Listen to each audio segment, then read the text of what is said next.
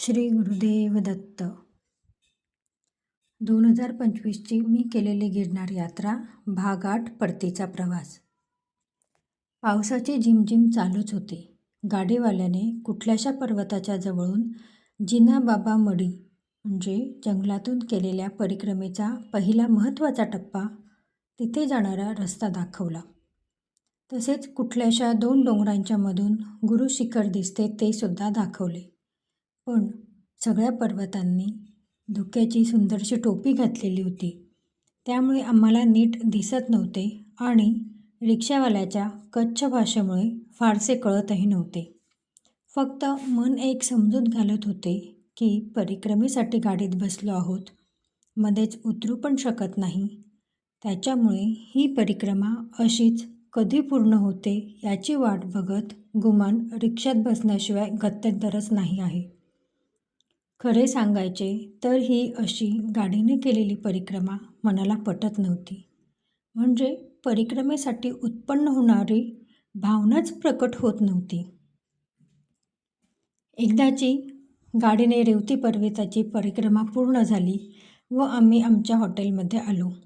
ही अशी गाडीची परिक्रमा प्रचलित नको व्हायला हेच महत्त्वाचे. पायी जंगलातून केलेली आणि जंगलामध्ये एक मुक्काम केलेली परिक्रमा हीच प्रथा कायम राहो ही ईश्वरचरणी प्रार्थना. आम्ही हॉटेलमधील आमचे सामान घेऊन त्याच रिक्षाने जुनागड रेल्वे स्टेशनवर आलो. ट्रेनला अजून 2-2.5 तास वेळ होता. त्यामुळे रेल्वे स्टेशनवरील प्रतीक्षालयात बसून आजूबाजूच्या लोकांची गंमत बघणे, मोबाईलवर टाईमपास करणे, गुरुशिखर चढताना जे कोणी ओळखीचे चेहरे दिसत होते त्यांच्याशी जुजबी बोलणे, असा टाईमपास चालू होता. प्रशांतदादा नेहमीच धार्मिक यात्रेला जात असल्यामुळे त्यांचे खूप वेगवेगळे लोक ओळखीचे होते. ते त्यांच्याशी बोलण्यात व्यस्त झाले होते. माझ्या शेजारी साधारणतः 30 ते 35 वयाचे गृहस्थ बसले होते. त्यांच्याशी बोलताना कळले की त्यांची परिक्रमेसाठी येण्याची ही दुसरी वेळ आहे. त्यांनी त्यांचे काही अनुभव सांगितले. बोलताना ते म्हणाले की परिक्रमेसाठी येताना नेहमी 1 ते 2 किंवा फार फार तर 3 ते 4 जणांनीच यायचे. मोठ्या ग्रुपमध्ये आले तर आपण ज्या भावनेने परिक्रमेसाठी आलेलो असतो तो भाव राहत नाही. स्वतःला अंतर्मुख करणारी परिक्रमा हवी. ग्रुपमध्ये कोण कुठे थांबते याची काळजी, त्याची काळजी, सगळ्यांना घेऊन पुढे जायचे इत्यादी इत्यादी अनेक गोष्टी असतात. त्याच्यामुळे आपल्याला अंतर्मुख व्हायला वेळच मिळत नाही. खरंच किती मार्मिक गोष्ट सांगत होते ते. मला लगेच माझा कालचा गुरुशिखरावरील सुवर्ण कमान ते गुरुशिखर स्थळ हा प्रवास आठवला.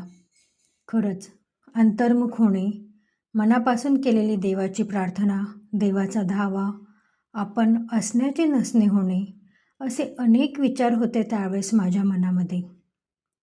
किती सुंदर अनुभव होता तो. तसेच त्या गृहस्थांनी सांगितले की तुमच्याजवळ असणारा पैसा, परिक्रमेसाठी चालण्याची सगळी तयारी, हे सगळे असूनसुद्धा वाटेमध्ये येणारे वेगवेगळे संकट तुम्हाला पार करूनच पुढे जायचे असते. कधी कुठली गोष्ट किंवा संकट समोर उभे राहतील हे काही सांगता येत नाही.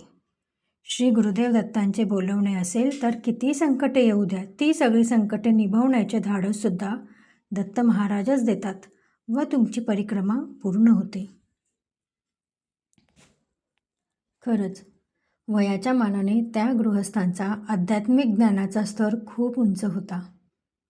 ट्रेन येण्याची घोषणा झाली व त्यांच्यासोबतचे संभाषण तिथेच थांबले.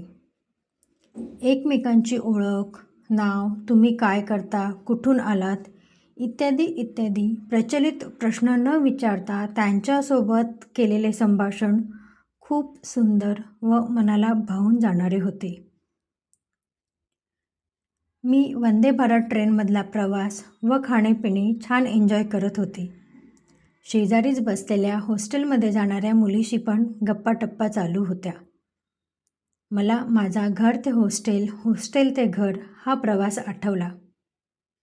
ज्या त्या वयाची वेगवेगळी कर्तव्ये असतात आणि ती कर्तव्य बजावणीसुद्धा एक मजा असते असं. प्रशांत दादा नेहमी प्रत्येक गोष्टीला हो, करूया, जाऊया ना असे नेहमीच सकारात्मक असल्यामुळे प्लॅन न केलेली गोष्टही सुरळीतरित्या पार पडत होत्या. मी बिनधास्तपणे अहमदाबाद ते मुंबई स्लीपर ट्रॅव्हलिंगचे बुकिंग ट्रेनचा प्रवास सुरू असतानाच केले. अहमदाबादला आम्ही वंदे भारत ट्रेनमधून रात्री 9:30ला उतरलो व रात्री 11च्या सुमारास ट्रॅव्हल्सने मुंबईकडे निघालो. 3 दिवस सततच्या फिरण्यामुळे खूप थकवा आला होता. त्याच्यामुळे मी ट्रॅव्हल्समध्ये खूप मस्त झोपले. सकाळी 9:30च्या दरम्यान घराजवळील मुंबईच्या बसस्टॉपवर उतरून मी घरी 10:30पर्यंत सुखरूप घरी पोहोचले. हे सगळे अनुभव लिहिताना मी पुन्हा एकदा तो प्रवास, ते अनुभव या घडीला अनुभवत आहे.